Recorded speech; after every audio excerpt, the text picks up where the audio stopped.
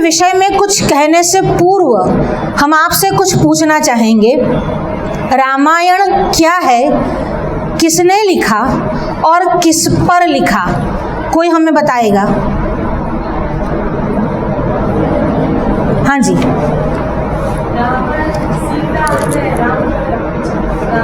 जी जी।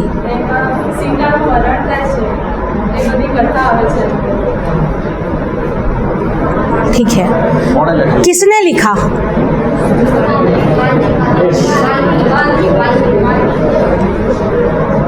एक और प्रश्न, कब लिखा? जो पाश्चात्य मत है वह नहीं जानना, कब लिखा आप क्या समझते हो?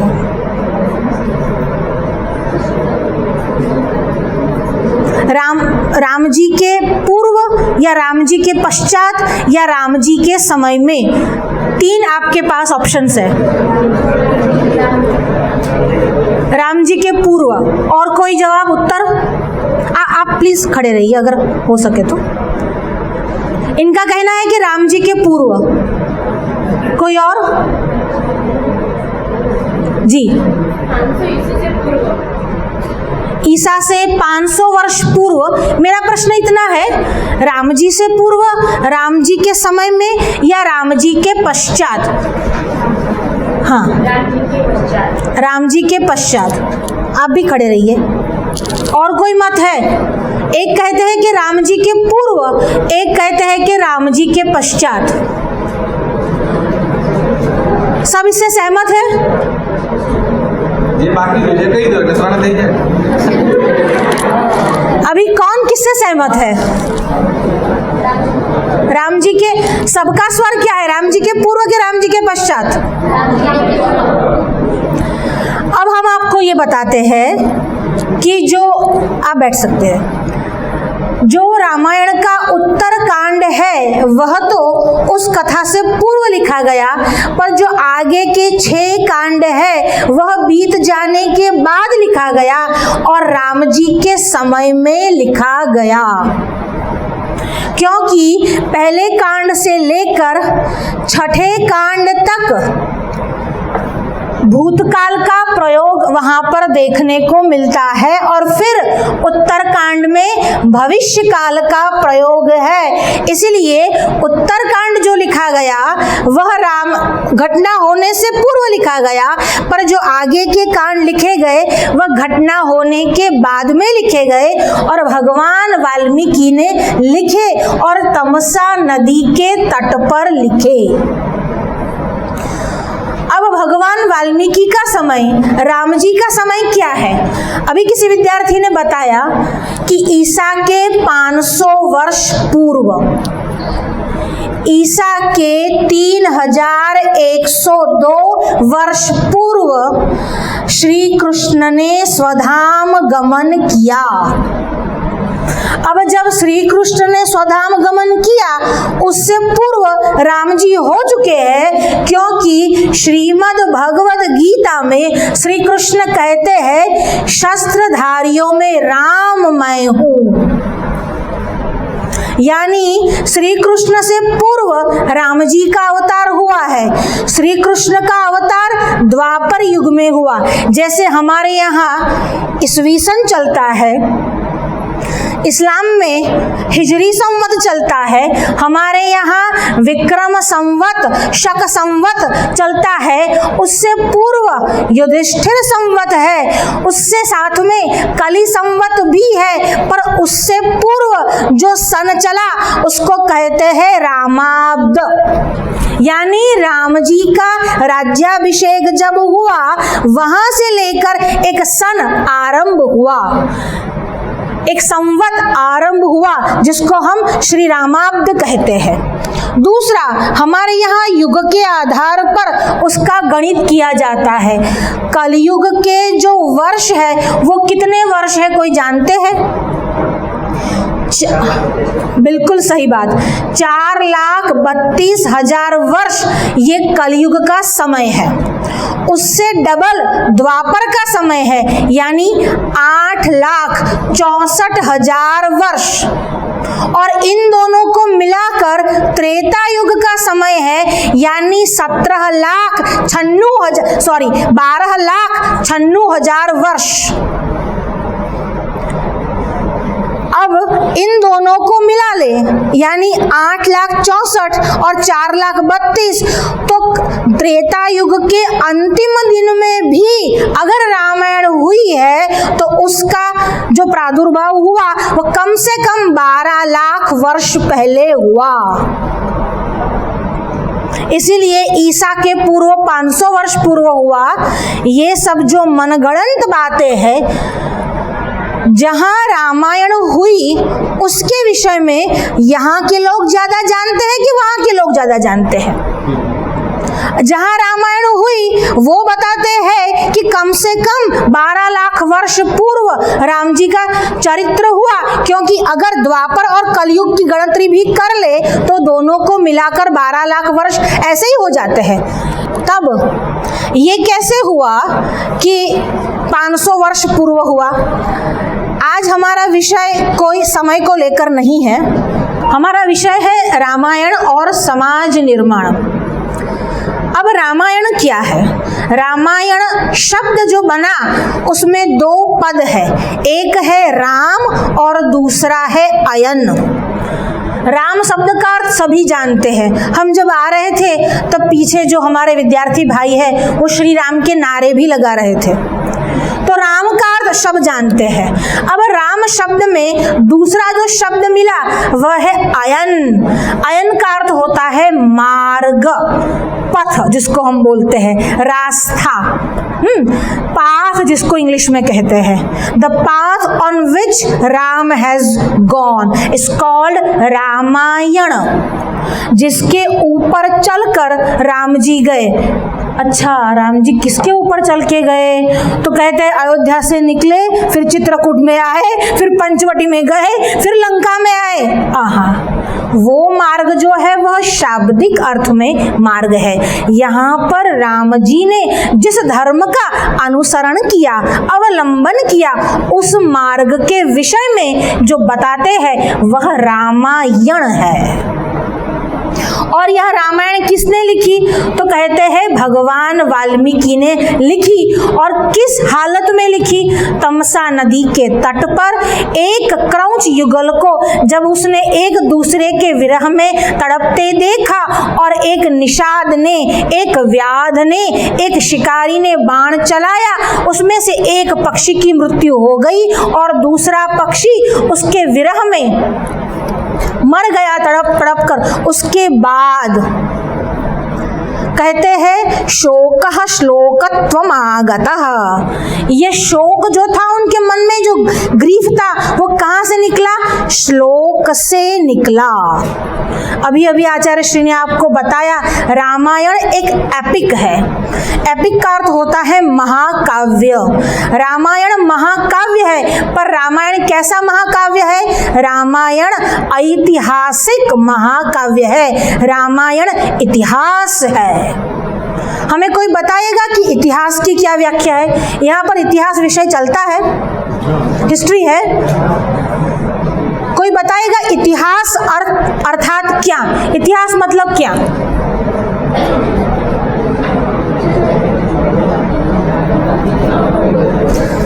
जी बताइए।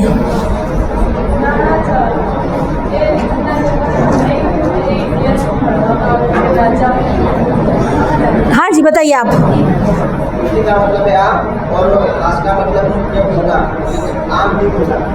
बिल्कुल बिल्कुल, पॉइंट टू पॉइंट बताया। आपकी बात भी सही है कि जो पुराना हो चुका है, जैसे व्याख्या उन्होंने की उसी को आपने एक्सप्लेन कर दिया। इति का मतलब ऐसा, और ह का मतलब ही, और अस का मतलब था, ऐसा ही था। इसका अर्थ है इतिहास। इसी को इंग्लिश में कहते हैं हिज स्टोरी, हिस्ट्री। उसकी कथा, हिज स्टोरी, उसी का मतलब है हिस्टोरी और फिर हिस्ट्री। तो रामायण और महाभारत महाकाव्य तो है ही, पर साथ में इतिहास भी है। और इतिहास का क्या महत्व है? कई लोगों का ऐसा मानना है, कई लोगों की ऐसी दलील है कि रामायण और महाभारत जो है वो कपोल काल्पनिक है, वो केवल नॉवल है, इसलिए अपने मनमाने ढंग से उसका उपयोग या उसके ऊपर लोग कलम चलाते रहे हैं, पर ऐसा नहीं है। ये इतिहास है, ऐसा हो चुका है। और इतिहास लेखन कौन कर रहा है? भगवान वाल्मीकि स्वयं इतिहास लेखन कर रहे हैं। और भगवान वाल्मीकि और भगवान वेदव्यास जब भी लिखते हैं तब प्रामाणिक लिखते हैं, किसी के दबाव में आकर नहीं लिखते। डिस्कवरी ऑफ इंडिया लिखा गया, उसके ऑथर को इतना भी नहीं पता था कि पहले रामायण हुआ कि महाभारत। जो क्रोनोलॉजी को नहीं जानता वह इतिहास लिखने बैठा है। आज हम इतिहास के विषय में चर्चा नहीं करने आए हैं, हम रामायण के विषय में आ रहे हैं, पर हम आपको बता रहे हैं कि इतिहास क्या है और रामायण इतिहास है, ऐसा हो चुका है, इसलिए ये इतिहास है। और रामायण के मार्ग पर, राम जी के मार्ग पर क्यों चलना है? तो रामायण जब लिखी गई उसका कारण ये था, मम्मट ने, अगर कोई संस्कृत का विद्यार्थी है तो मम्मट जानता होगा। कौन है ये मम्मट जी? काव्य प्रकाश जिसने लिखा उनका नाम है मम्मट, आचार्य मम्मट। वो क्या कहते हैं? रामादिवत प्रवर्तेत न तो रावणादिवत। रामायण क्यों लिखी गई? राम जी के जैसे चलना है, रावण के जैसे नहीं। चाहे कोई मूर्ख लोग रावण को अपना आदर्श मान ले, कई बार रावण ब्राह्मण ज्ञाति का होने के कारण कई ब्राह्मणों में ये मूर्खता आई है कि रावण रावण रावण के ही नारे लगाते रहते हैं और ये कहते हैं कि रावण हमारा आदर्श है, रावण ब्राह्मण था। अरे इस पर तो शर्म आनी चाहिए कि रावण ब्राह्मण था और ऐसा काम किया। अभी हम उस विषय में भी नहीं जाएंगे। तो रामादिवत प्रवर्तेत न तो रावणादिवत, ये उसका प्रयोजन है। क्यों रामायण क्यों लिखी गई? क्योंकि राम जी का अनुसरण करना है। अब प्रश्न यह उठता है कि राम जी का अनुसरण क्यों करना है? तो कहते हैं रामो विग्रहवान धर्मः साधु सत्य पराक्रमः। रामो विग्रहवान धर्मः, राम साक्षात धर्म स्वरूप है। अगर कोई किसी वस्तु का पालन करे तो हम ये कहते हैं धर्म का पालन करे तो कि यह धार्मिक है। राम जी धार्मिक नहीं, साक्षात धर्म है। रामो विग्रहवान धर्म सत्य साधु सत्य पराक्रमः, और साधु है। साधु किसको बोलते हैं? जो केसरी कलर के वस्त्र पहने उसको? ना ना ना, गेरुए रंग के वस्त्र पहनने वाला साधु नहीं हो जाता। अच्छा, बड़ी बड़ी दाढ़ी बनाए उसको? ना ना ना। गले में रुद्राक्ष माला और भस्म लगा कर ही आए उसको? ना ना ना। साधु किसको बोलते हैं? जो सज्जन है उसको कहते हैं साधु। अब साधु है यानी सज्जन है, और आगे कहते सत्य पराक्रमः। राम जी ने कभी झूठ नहीं बोला। पूरे जीवन में राम जी ने सत्य का ही आलंबन किया है, इसलिए राम जी कैसे है? रामो विग्रहवान धर्म साधु सत्य पराक्रमः राजा सर्वस्य लोकस्य। और वो कौन है? राजा है। और किसके राजा है? त्रिभुवन के वो नायक है, अखंड ब्रह्मांड के वह अधिष्ठाता है। राजा सर्वस्य लोकस्य देवानामिव वासवः। जैसे वसु जो है वह देवताओं के राजा है, वैसे ही राम जो है वह सर्व लोकों के राजा है। इसीलिए रामादिवत प्रवर्तेत न तो रावणादिवत। इसीलिए राम जी का आचरण करना चाहिए। हमारे यहाँ 24 अवतार हुए, अभी अवतारवाद में नहीं जाएंगे। 24 अवतार में प्रमुख राम और कृष्ण हुए। पर राम जी का अनुसरण करना चाहिए और श्री कृष्ण कहे उसको सुनकर चलना चाहिए। श्री कृष्ण जैसा कोई माई का लाल नहीं कर सकता और राम जी का अनुसरण करने का प्रयत्न करना चाहिए। राम जी आचरण करने योग्य है, जो करके दिखाते हैं, जो मर्यादा का पालन करते हैं, वह श्री राम है। और श्री कृष्ण कौन है? जो उपदेश देते हैं, उनके उपदेश का अनुसरण करो, यानी भगवद गीता के अनुसार चलो और राम जी जैसा करते हैं वैसा करने का प्रयास करो। यही साफल्य है हमारे यहाँ अवतार का। अब राम और कृष्ण ये दोनों प्रमुख अवतार हुए और राम साक्षात धर्म जो है, धर्म मूर्ति है। रामो विग्रहवान धर्मः साधु सत्य पराक्रमः राजा सर्वस्य लोकस्य देवानाम इव वासवः।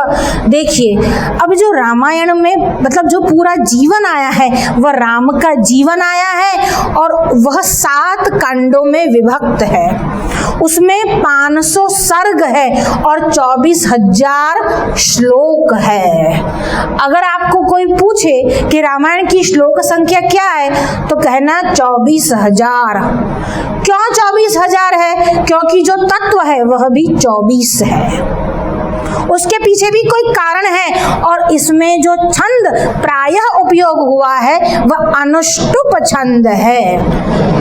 भाई अनुष्टुप छंद में अक्षर कितना होय? जी 32। अनुष्टुप छंद में 32 लेटर्स होते हैं, यानी 32 अक्षर होते हैं। 32 अक्षर वाले अनुष्टुप छंद से 32 लक्षण परिपूर्ण श्री राम का वर्णन हुआ है, वह रामायण है। अब रामायण की कथा सभी को पता है, किसको नहीं पता कि रामायण में क्या है? प्रायः सभी जानते हैं। राम जी का जन्म हुआ, धनुष्य का भंग हुआ, सीता जी से विवाह हुआ, आदौ राम तपोवनाधिगमनम हत्वा मृगं कंचनम वैदेही हरणम जटायु मरणम सुग्रीव संभाषणम वाली निग्रहणम समुद्र तरणम लंकापुरी दाहनम पश्चात रावण कुंभकर्ण हननम एतद्धि रामायणम। रामायण पूरी हो गई।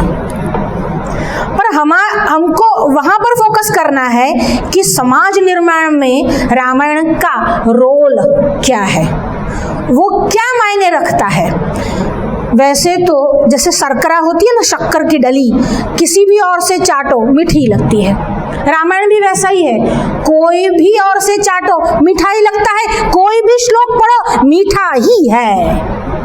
पर फिर भी हम आज जब समाज निर्माण के विषय में बात करेंगे तो मुझे लगा कि अयोध्या कांड के विषय में चर्चा की जाए, इसलिए अयोध्या कांड के विषय में हम चर्चा करेंगे। रामायण आपके कोर्स में है क्या?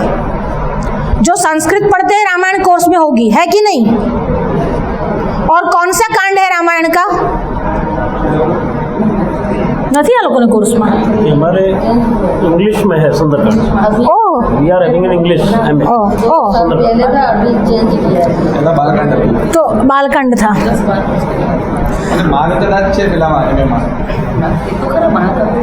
महाकाव्य महाकाव्य तो शिशुपाल वधम से। अच्छा, उत्तरामचरितम है भवभूति का, उत्तरामचरितम है, पहले चल रघुवंशम है कालिदास का, रघुवंशम होगा। तो रामायण के विषय में प्रायः सभी जानते हैं। હવે બધા છે તમે મેડમ આગળ બોલો ને, અમારા છે અમે ભણી લીધું, હવે પૂરું કર્યું।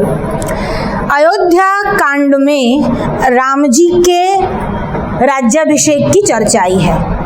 उस राज्याभिषेक की चर्चा के बाद जो मूल कथा का आरंभ हुआ है, मूल कथा इसलिए क्योंकि वहीं से राम जी के वन गमन का जो आरंभ होता है।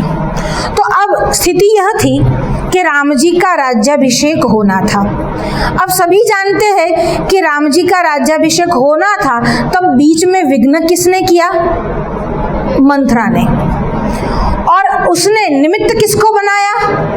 कैकेयी को। देखिए, पहले रामायण के समय में एक मंथरा थी और केवल वहीं पर थी, अब घर घर मंथरा हो गई है। क्यों? क्योंकि मंथरा होने के बाद करती क्या है, घर में विघ्न करवाती है। उसने ऐसा किया, इसने ऐसा किया, मतलब परिवार को तोड़ना वही मंथरा का कार्य है, समाज को तोड़ना वही मंथरा का कार्य है। पहले मंथरा रामायण में थी, अब मंथरा सीरियल्स बनाती है। आप देखते हो ना एकता कपूर की सीरियल्स, वो यही करती है, घर को कैसे तोड़ना, एक का चार चार के साथ विवाह कैसे करना, चार का एक के साथ, वो यही करती रहती है, वो मंथरा ही है। तो पहले एक मंथरा थी, फिर भी इतनी बड़ी रामायण हुई। सोचो अब मंथराएं बढ़ गई है तो क्या होगा। इसीलिए रामायण पढ़ना आवश्यक है कि मंथरा की भांति, कैकेयी की भांति कोई अपना घर, परिवार और अंततोगत्वा समाज और राष्ट्र की हानि न करे। यहाँ पर राज्याभिषेक की बात चली और राम जी को राज्याभिषेक देना था, तब मंथरा ने ये पूरा षड्यंत्र रचाया और कैकेयी को उकसाया। और जब कैकेयी को उकसाया तब कैकेयी ने वर मांगे, वर यानी वरदान। अब जब वरदान मांगे और दशरथ बहुत अनुनय विनय कर रहे हैं, कह रहे हैं अगर तुम्हें इच्छा है तो मैं भारत को राज्य दे दूंगा, पर राम जी को वनवास देने की बात तुम्हारे मन में क्यों आई? राम जी ने और मैंने तुम्हारा क्या बिगाड़ा है? तुमने ऐसा क्यों सोचा? तुम तो राम से बहुत स्नेह करती थी। देखिए कैकेयी राम जी की अपर माँ थी, फिर भी राम जी से बहुत स्नेह करती थी, पर मंथरा के उकसाने से और महाभारत का युद्ध बना, किसके कारण बना? पुत्र मोह के कारण। दुर्योधन के प्रति धृतराष्ट्र को मोह था, वह उसको राजा बनाना चाहता था। यहाँ पर जो पूरी घटना हुई उसमें कैकेयी जो है वह निमित्त बनी, और कैकेयी क्या चाहती थी? उसको भी पुत्र मोह था। जब किसी प्रकार का मोह होता है, चाहे राज्य का हो, पैसे का हो, धन का हो, समृद्धि का हो, कीर्ति का हो, यश का हो, वह आपको अंततोगत्वा नाश की ओर ले जाता है। इसीलिए मोह का नाश आवश्यक है, और गीता में भी यही कहा है, मोह का नाश करो। कैकेयी को मोह था भरत को राज्य मिले, इसलिए उसने वरदान मांगे। दशरथ ने बहुत अनुनय विनय किया, पर कैकेयी नहीं मानी।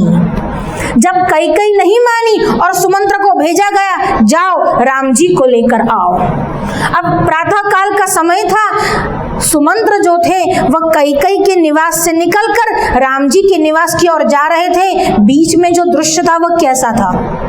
अभिषेक की सारी तैयारियां हो चुकी थी, सारी सामग्रियां आ चुकी थी, सारा श्रृंगार, डेकोरेशन, सजावट हो चुकी थी, और सुमंत्र कैकेयी के प्रासाद से, महल से निकलकर राम जी के प्रासाद की ओर जाते हैं। बीच में कई ब्राह्मण, कई लोग जो है वो यह खुशियां मना रहे हैं कि आज राम जी का राज्याभिषेक होगा। सुमंत्र गए और राम जी को कहने लगे पिताजी ने याद किया है। और जब पिताजी ने याद किया है, बात तो वही थी कि राज्याभिषेक था, इसीलिए कोई बात करने के लिए बुलाया होगा। मन में तो बात वही थी कि राज्याभिषेक के लिए कोई बात करने के लिए बुलाया है, मन प्रसन्न था, ऐसा हम नहीं कह सकते। क्यों? क्योंकि राजगादी मिलने पर राम जी को प्रसन्नता नहीं होती, और राजगादी का त्याग करने पर राम जी के मन में दुख नहीं होता। दोनों ही अवस्था में जिसकी एक समान स्थिति है वह राम है। न तो राम जी कभी जोर से हंसते हैं और न कभी राम जी जोर से रोते ही है या ठहाका मारकर बोलते ही है। राम जी का जीवन का एक एक क्षण अनुकरणीय है, अनुसरणीय है। राम जी कैकेयी के महल में पहुंचे। अब देखते हैं, कैकेयी को प्रणाम किया और दशरथ के चरणों में सिर नवाया। आज दशरथ की मुखाकृति कुछ भिन्न है, बहुत म्लान मुख है, ना तो उनसे ऊपर देखा जा सकता है और ना ही राम जी के अभिवादन का उत्तर भी उन्होंने दिया। अभिवादन किसको कहते हैं? एक होता है अभिनंदन, જેને આપણે એવું કહીએ છીએ કોંગ્રેચ્યુલેટ કરવું, और दूसरा होता है अभिवादन, यानी प्रणाम, ग्रीट करना। अभिवादन जब करते हैं तब कैसे करते हैं? अपना नाम, पिता का नाम बोलकर वडील या गुरुजन के चरणों में सिर नवाते हैं, उसको कहते हैं अभिवादन। हम आजकल बहुत कार्यक्रमों में जब जाते हैं तो लोगों को अभिनंदन और अभिवादन उनका भेद ही नहीं पता होता है। स्टेज से ऐसा बोलते हैं कि आप यहाँ मंच पर आइए और गार्गी जी आपका अभिवादन करेंगी, वहाँ अभिनंदन होता है पर बोलते हैं अभिवादन करेगी। तो इस तरह अभिनंदन और अभिवादन दोनों में भेद है। राम जी ने अभिवादन किया, दशरथ ने अभिवादन का प्रत्युत्तर नहीं दिया, बहुत म्लान मुख था। राम जी को भी दुख हुआ कि पिताजी चिंतित है। पिता की चिंता को जानने के बाद नहीं, पिताजी की मुखाकृति देखकर ही राम जी को अनुमान हो गया पिताजी चिंतित है।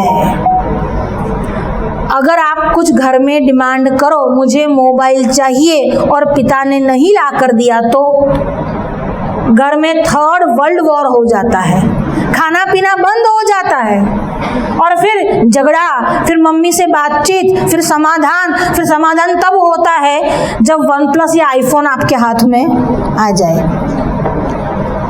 पर राम जी की स्थिति यह थी कि राज्याभिषेक का समय था और राज्याभिषेक नहीं हुआ, फिर भी राम जी बिल्कुल भी चलायमान नहीं हुए। आए, पिताजी की मुखाकृति देखी, समझ गए कुछ न कुछ गलत हुआ है। माताजी से पूछा, पिताजी आज कुछ बात नहीं कर रहे, क्या बात है माँ, आप ही बता दो। और आप जितनी अच्छी तरह से पिता को जानते हैं, ऐसा कोई नहीं जान सकता। अब कैकेयी ने सोचा, अगर सीधे बात बता दी और राम पलट गए तो? वचन तो दशरथ ने दिया था, अगर राम पलट गए तो मैं कुछ नहीं कर पाऊंगी। इसलिए कैकेयी ने धीरे धीरे बात करना आरंभ किया। बेटा, तुम्हारे पिता ने मुझे वचन दिया था, और रघुवंशियों में तो यह है, वचन का उल्लंघन कभी नहीं होता है। प्राण जाए पर वचन न जाए, प्राण चले जाए पर वचन का उल्लंघन नहीं होता है।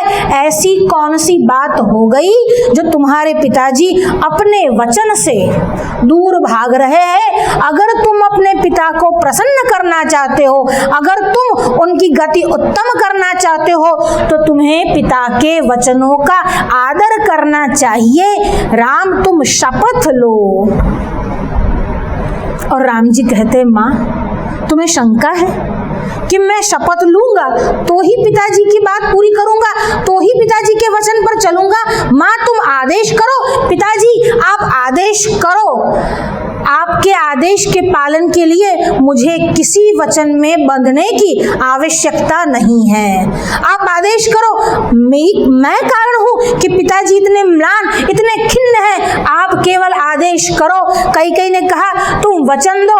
राम जी ने कहा, माँ, मुझ पर इतना विश्वास नहीं है तो धिक्कार है इस राम पर कि अगर माँ और पिता की बात को मानने के लिए आपको कुछ सोचकर, विचार कर कुछ कहना पड़े। धिक्कार है मेरे जन्म पर और मेरी मातृ पितृ भक्ति पर।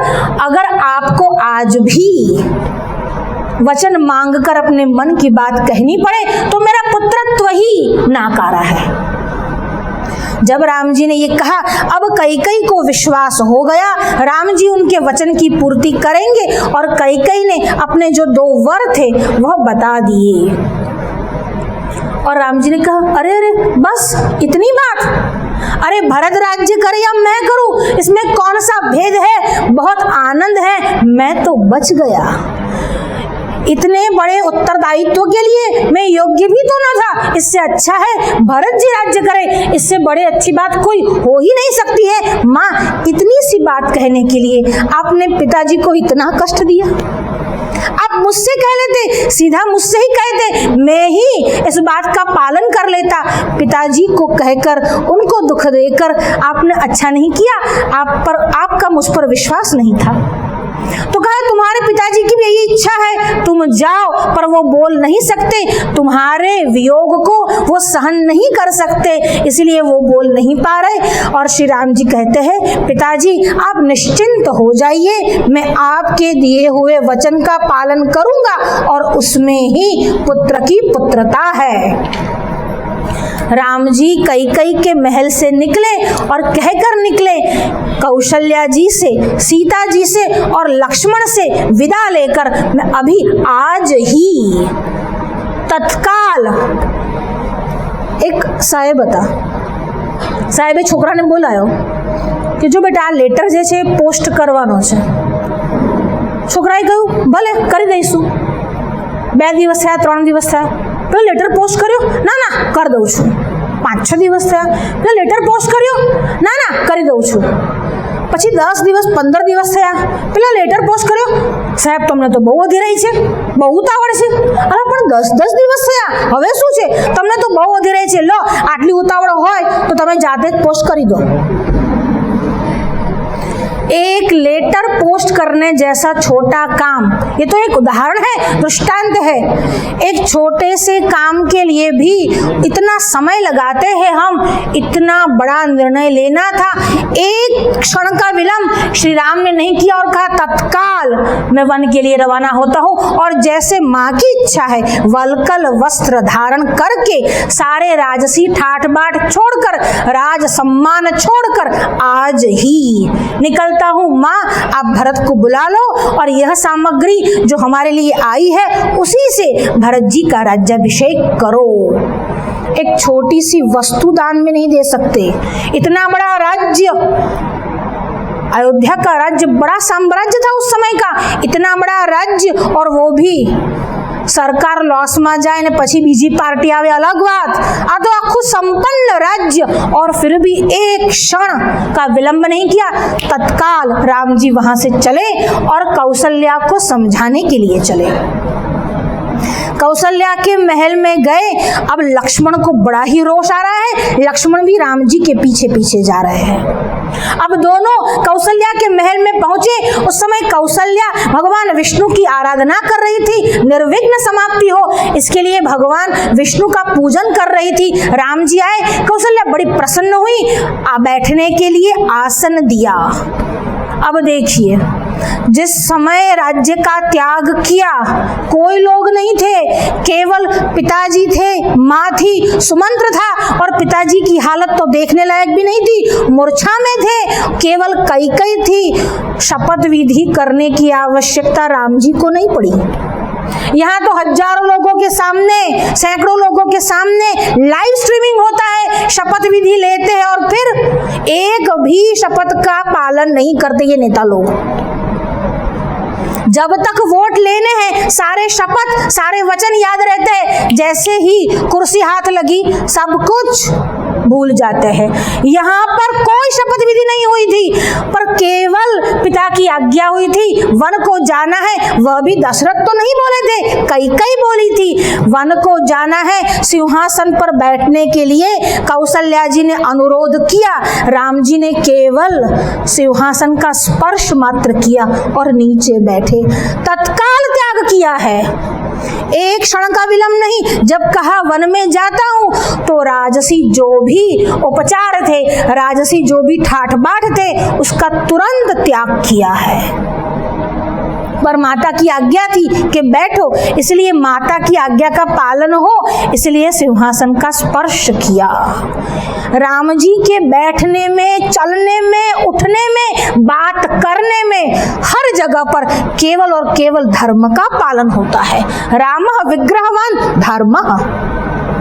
वहां से बैठे, पूजन खत्म हुआ। अब कौशल्या को बोलने आए हैं। कौशल्या ने सोचा पिताजी के वहां जाएंगे, राज्याभिषेक की कुछ बातचीत करेंगे। आज तुरंत ही जैसे ही दरबार आरंभ होगा, राम जी का राज्याभिषेक होगा। बहुत प्रसन्न है कौशल्या जी, और कौशल्या जी राम जी को आलिंगन देती है, प्रेम से उनका माथा सूंघती है, और राम जी कौशल्या को बताते हैं, माँ मुझे मेरी कैकेयी माँ ने वन का राज्य दिया है। ऐसा नहीं कहा मुझे वनवास दिया है, कहा मेरी कैकेयी माँ ने मुझे वन का राज्य दिया है और यहाँ पर भरत जी को राज्य बिठाना है राजगद्दी पर, और मुझे आज ही वन के लिए निकलना है, तुम धीरज धरना। अब जब इतनी बड़ी बात बतानी थी, राम जी ने बिल्कुल भी हिचकिचाहट क्षोभ नहीं किया, तुरंत ही यथावत किसी भी की कंप्लेन किए बिना हमारे साथ कोई थोड़ा भी भला बुरा बर्ताव कर दे तो इतना बड़ा चढ़ाकर हम बोलते हैं, पर राम जी ने इतनी बड़ी बात हो गई पर कैकेयी के विषय में एक अपशब्द तो दूर, ऐसा भी नहीं कहा कि कैकेयी ने अन्याय किया। कहा माँ मुझे उन्होंने वन का राज्य दिया है और यहाँ का जो शासन है वह भरत संभालेगा, भरत सभी तरीके से युक्त है, वो आपका और पिताजी दोनों का ख्याल रखेगा। अब जब ये बात सुनी कौशल्या को धक्का लगा और कौशल्या गिर गई, उनको संभाला। अब कौशल्या बहुत मना रही है कि मैं तुम्हें आज्ञा नहीं दूंगी, तुम्हारे पिता ने आज्ञा दी है, पर मैं तुम्हारी माँ हूँ, मैं तुमको आज्ञा देती हूँ, तुम्हें वन में नहीं जाना है, ये तुम्हारे साथ अन्याय हुआ है, यह नहीं होना चाहिए था। और जब ये कहा तब राम जी जो वचन बोलते हैं, क्या कहते हैं, त्वया मया च वैदेह्या लक्ष्मणेन सुमित्रया पितुर्नियोगे स्थातव्यम एष धर्मः सनातनः। माँ त्वया तुम्हारे द्वारा, मया मेरे द्वारा, त्वया मया च वैदेह्या और वैदेही यानी जनक नंदिनी सीता जी द्वारा, त्वया मया च वैदेह्या लक्ष्मणेन सुमित्रया लक्ष्मण जी द्वारा और सुमित्रा द्वारा, पितुर्नियोगे स्थातव्यम एष धर्मः सनातनः। सनातन धर्म क्या है, हम सबको पिताजी की आज्ञा में ही रहना है, पिताजी की आज्ञा का ही पालन करना है, यही सनातन धर्म है। केवल मुझे कहकर बात नहीं अटक गई, मुझे तुम्हें भी, क्योंकि तुम्हारे लिए तो वह स्वामी है, पुत्र से बढ़कर भी पति है। समाज निर्माण में यह बात स्त्रियों के लिए विशेष रूप से है, जहां पर पुत्र की मोह, पुत्र का प्रेम पति सेवा में या पति के प्रति प्रेम में, निष्ठा में बाधा रूप बनता है, तो वहां हमारी भारतीय नारी के विषय में उसको योग्य नहीं कहा गया।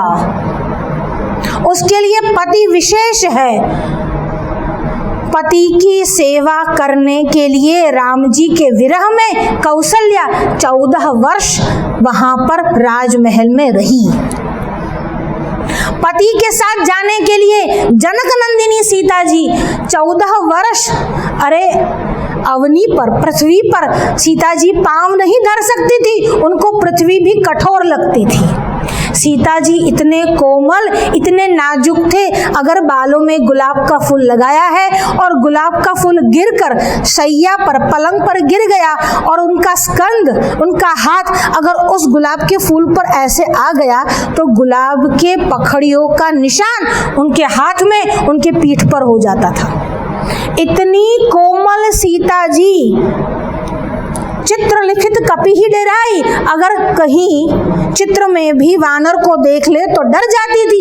ऐसी कोमल सीता जी केवल और केवल पति के साथ रहने के लिए 14 वर्ष वन में गई।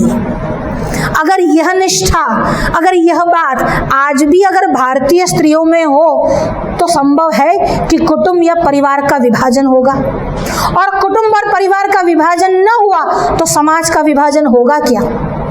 समाज का जो बंधारण है वह कुटुंब से, परिवार से बनता है। अब जब कुटुंब ही मजबूत होगा, और कुटुंब, घर, परिवार को मजबूत करने के लिए सबसे ज्यादा जो बलवती है वह गृहिणी है। हमारी आदर्श सीता है, हमारी आदर्श जो है वह जीजाबाई है, हमारी आदर्श जो है वह कौशल्या है, हमारी आदर्श जो है वह अहल्याबाई होलकर है। हमारी आदर्श कौन है इसका भी तो ध्यान रखना चाहिए। करीना कपूर हमारी आदर्श नहीं है। किसके जैसा चलना चाहिए यह भी सीखने जैसा है। यहाँ पर कौशल्या के भवन में गए, कौशल्या को बात बताई और राम जी कहते हैं पिता की आज्ञा का पालन करना यही सनातन धर्म है। और जब यह बात सुनी, अब लक्ष्मण को बड़ा रोष आ रहा है। जब उन्होंने देखा कौशल्या मूर्छित जैसी हो गई है और बहुत ही विलाप कर रही है, अब लक्ष्मण का रोष, लक्ष्मण का क्रोध अपने आपे में न रहा और वह जोर जोर से बोलने लगा। और लक्ष्मण जी क्या बोलते हैं, राम जी ये अन्याय हुआ है, पिताजी और माँ ने एकत्रित होकर साथ मिलकर एक षड्यंत्र किया है और आपके प्रति जो अन्याय है उसको मैं सहन न कर सकूंगा। अगर आप राजा बनना चाहिए तो लक्ष्मण के हाथ में धनुष है। लक्ष्मण ने आभूषण के लिए धनुष धारण नहीं किया। लक्ष्मण की ये जो भुजाएं है वह केवल शोभा की नहीं है, और जो कमर में ये तलवार है वह केवल दिखाने के लिए नहीं है, वह चलाने के लिए है। और लक्ष्मण उसका उपयोग करना भी जानता है। प्रोत्साहितोऽयं कैकेय्या संतुष्टो यदि नः पिता अमित्रभूत निस्संग बध्यतामपि। अगर प्रोत्साहितोऽयं कैकेय्या, अगर कैकेयी के उकसाने पर, संतुष्टो यदि नः पिता, अगर हमारे पिता उसकी ही बात को मानते हैं तो अमित्रभूत निस्संग, तो मैं भी बिना किसी पितृ प्रेम के, बिना किसी लागणिया अटैचमेंट के, बध्यताम अपि, तो हमको भी उनके प्रति प्रेम नहीं रखना चाहिए। या तो इन वृद्ध दशरथ को बांध लो या उनका वध कर दो। इतने कठोर शब्द का प्रयोग लक्ष्मण जी करते हैं। लक्ष्मण जी को पिता के प्रति क्रोध या कुभाव नहीं है। लक्ष्मण जी के इस बोलने का कारण राम जी के प्रति प्रेम है।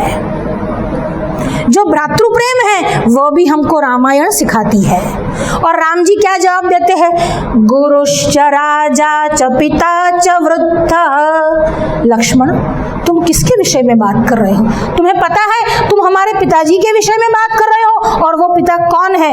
गुरुश्च राजा च पिता च वृद्धः। एक तो वो गुरु है, दूसरे वो राजा है, और तीसरे वो हमारे पिता है। इतना ही नहीं, अब उनकी वृद्धावस्था है। गुरुश्च राजा च पिता च वृद्धः क्रोधात् प्रहर्षात् अथवा कामात्।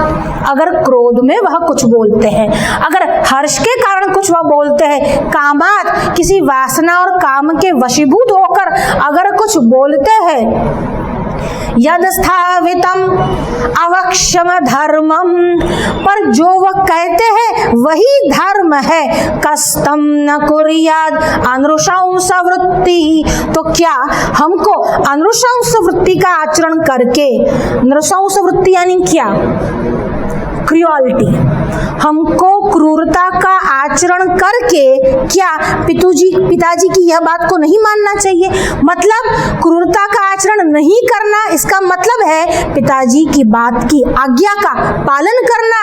कस्तम न कुर्यात् अनुशंस वृत्ति। लक्ष्मण तू मेरा भाई है और तू धर्म को नहीं जानता। धर्म क्या कहता है?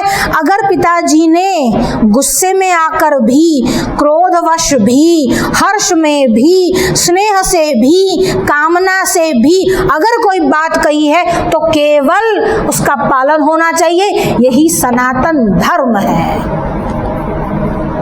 अगर हर पुत्र में राम जी का एक अंश भी आ जाए तो यह वृद्धाश्रम बंद हो जाए। अगर एक अंश भी राम जी का आ जाए तो घर में कोई विखवाद हो ही नहीं। रामायण हर स्थान पर, पग पग पर समाज की निर्माण, समाज की रचना करता है। तो जब ये कहा, लक्ष्मण नहीं मान रहे थे, लक्ष्मण को समझाया और कहा अभी पिता के प्रति जो हमारा दायित्व है उसको ही पूरा करना है। क्यों? क्योंकि सत्य सत्याभिसंधश्च, अभी हमारे पिताजी जो है वो मरणासन होकर पड़े हैं। अगर उस समय हमने उनका साथ नहीं दिया तो परलोक भयाद भी तो निर्भयस्तु पिता मम, अभी जो है वो परलोक के मार्ग में चल रहे हैं, इस समय भी हम उनको निर्भय नहीं कर सकते। उनके वचन का पालन नहीं कर सकते। अगर उनके वचन का पालन नहीं किया तो उनको यह डर रहेगा कि परलोक में मुझे गति प्राप्त नहीं होगी। इसीलिए तुम्हारी ये बात गलत है। लक्ष्मण को समझाया, माँ को समझाया, सीता जी को समझाने के लिए जाते हैं और सीता जी भी यही वचन कहती है, स्वर्ग में भी स्वर्गे अपि न रोचते त्वया बिना, मुझे तुम्हारे बिना स्वर्ग में भी नहीं रहना है। क्योंकि पत्नी के लिए यही धर्म है। जैसे पुत्र के लिए पिता की आज्ञा ही धर्म है, वैसे पत्नी के लिए भी पति के साथ निष्ठा पूर्वक रहना वही धर्म है। लक्ष्मण और सीता दोनों ही चले। रामायण का विषय तो ऐसा है ना, जितना भी बोलते जाओ चलता ही रहेगा। मुझे तो कुछ जैसे हम ट्रेन में जा रहे हो और खिड़की में से ये स्टेशन आया, मुझे तो आपको कुछ बातें रखनी है। आगे किष्किंधा कांड में वाली के वध का प्रसंग आया है। वाली के वध का प्रसंग हम इसलिए बता रहे हैं आपको क्योंकि आजकल जो स्त्रियों के साथ, जो कन्याओं के साथ अत्याचार हो रहा है वह नहीं होना चाहिए और नहीं होता अगर रामायण पढ़ाई जाती, समझी जाती और अनुसरण की जाती। वाली ने अपने ही भाई सुग्रीव की पत्नी को यानी रोमा को जबरदस्ती उठाकर अपने घर ले आया और सुग्रीव का राज्य भी छीन लिया। यह दोनों चीज वापस दिलाने के लिए राम जी ने वाली का वध किया। जब राम जी ने वाली का वध किया तब वाली उनसे यह प्रश्न करता है, मैंने तुम्हारा क्या बिगाड़ा था? जैसे सुग्रीव भी तुम्हारा नहीं, मैं भी तुम्हारा नहीं था, वो भी अपरिचित था, मैं भी अपरिचित था, उससे तुमने दोस्ती कर ली और मुझसे बैर कर लिया। किस कारण मुझसे बैर कर लिया? सुग्रीव से मैत्री कर ली। अगर तुम्हें अपनी पत्नी वापस ही लानी थी तो मैं भी दिला सकता था। ये तुम सुग्रीव के भरोसे रावण का वध करोगे? ये सुग्रीव तो बड़ा ही कमजोर है, उसके पास तो ना तो साहस है, ना हिम्मत है, ना तो बहादुरी है और ना ही वीरता है। तुम मेरे पास आते, तुम मुझसे मित्रता करते, मैं तुमको सीता जी को वापस लाने में मदद करता, सहाय करता। तुमने ऐसा क्यों किया? अब उस बात का जो राम जी उत्तर देते हैं वो यह कहते हैं, अनुज बधू भगिनी सुत नारी, सुनु सठ कन्या समय चारी, इनहि दृष्टि बिलोक ही जोई, ताहि बधे कछु पाप न होई। अनुज बधू यानी छोटे भाई की पत्नी, अनुज बधू भगिनी यानी बहन, सुत नारी और सुत यानी पुत्र और नारी यानी पत्नी, पुत्र की जो पत्नी है वह यानी पुत्र वधू।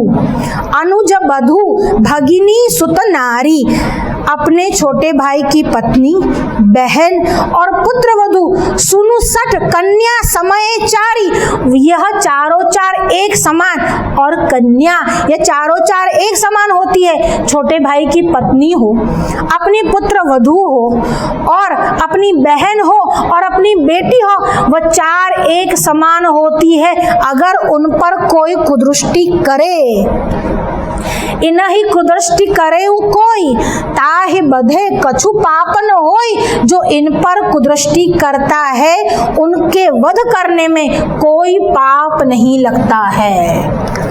इसीलिए वाली, हमने तुम्हारा नहीं सुग्रीव का साथ दिया, तुमने अपने छोटे भाई की पत्नी पर कुदृष्टि की।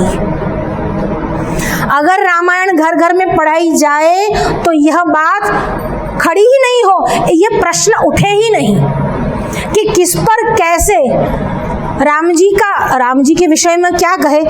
राम जी का केवल आचरण ही नहीं, राम जी का स्वरूप भी बहुत सुंदर है। राम जी अतिशय सुंदर है।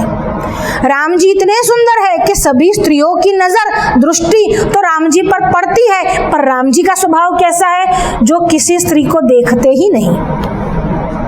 और सीता के अलावा सभी स्त्री की और किसी भी स्त्री की और अगर देखने का अवसर आया तो कौशल्यावत यानी मातृवत देखते हैं।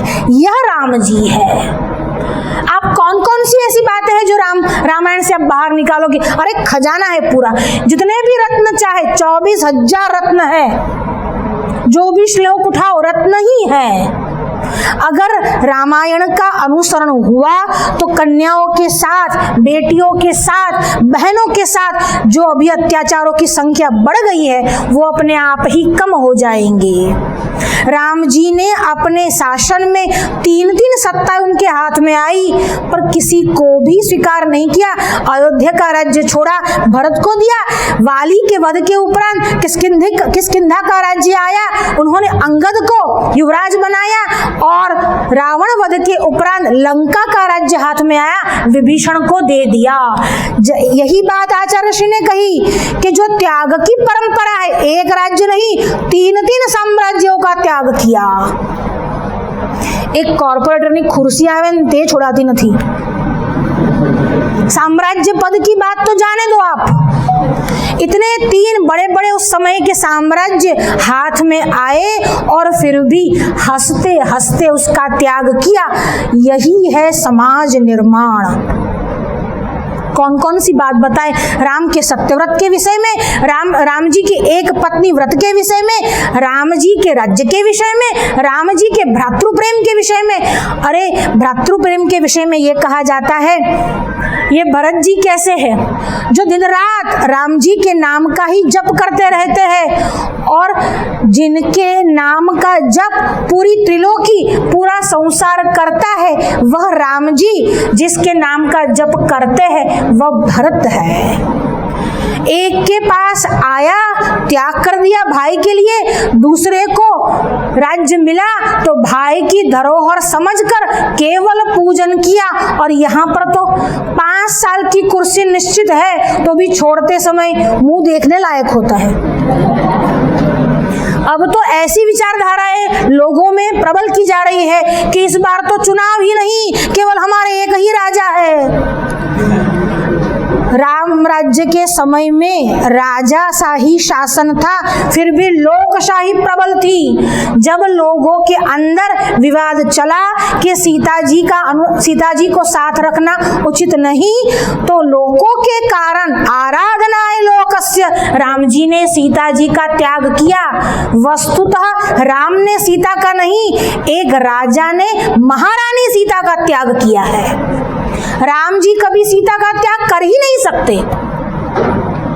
अगर सीता त्याग करना होता तो यज्ञ में सीता जी की स्वर्ण की मूर्ति बनाकर यज्ञ संपन्न न करते। वो चाहते तो अन्य विवाह कर सकते थे, राजा अन्य विवाह करते थे।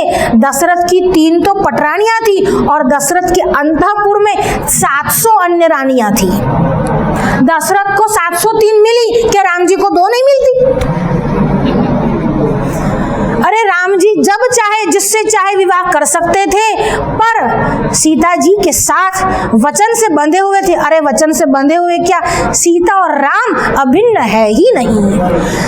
आदर्श गृहस्थाश्रम तो राम और सीता का है, आदर्श पुत्र तो राम है, आदर्श भाई तो भरत है, आदर्श माँ तो कौशल्या है, आदर्श पत्नी तो सीता है, आदर्श अनुज भाई तो लक्ष्मण है, आदर्श दास तो हनुमान जी है, आदर्श मित्र तो सुग्रीव है। कौन सा ऐसा पात्र है जो रामायण में आदर्श नहीं?